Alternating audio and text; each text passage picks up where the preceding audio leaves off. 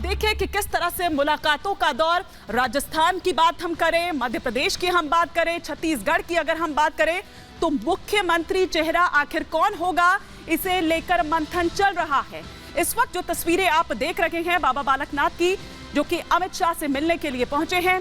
राजस्थान की तिजारा सीट से विधायक चुने गए हैं बाबा बालकनाथ। अलवर सीट से सांसद हैं। बालकनाथ को बीजेपी ने विधायकी का चुनाव लड़वाया था।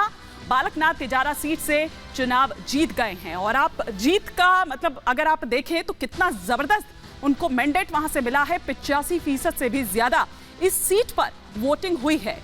कई मायनों में ये खास हो जाती है। इसके कई मायने अगर हम देखें तो वो भी आप यहां पर निकाल सकते हैं, लेकिन एक आवाज अब इसके बाद जो जोर शोर से उठ रही है वो ये दरअसल कि उत्तर प्रदेश में योगी आदित्यनाथ और राजस्थान में बाबा बालकनाथ। तो अब ये जो मुलाकात है वो मुलाकात आखिर क्या कह रही है। वहीं दूसरी तरफ वसुंधरा राजे भी दिल्ली में डेरा डाले हुए हैं। जेपी नड्डा से मुलाकात उनको करनी है। सुजाता मेरे को नजर आ रही है यहाँ पर। अगर सुजाता तक मेरी आवाज पहुंच रही है तो पहले हम सुजाता का रुख करेंगे। सुजाता, अगर आप तक मेरी आवाज पहुंच रही है, क्या कह रही है ये मुलाकात? आज माना जाए कि ये जो इतना मंथन चल रहा है, आज नाम फाइनल हो जाएगा?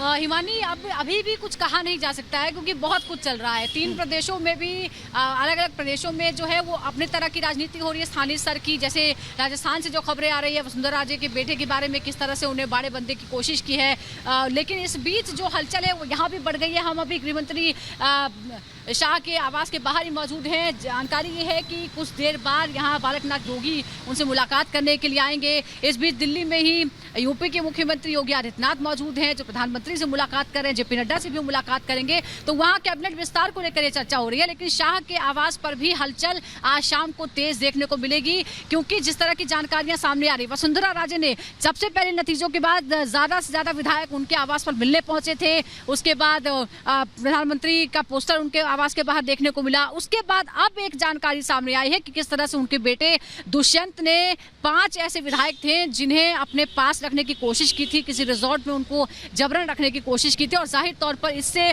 बहुत ज्यादा नाराजगी होगी।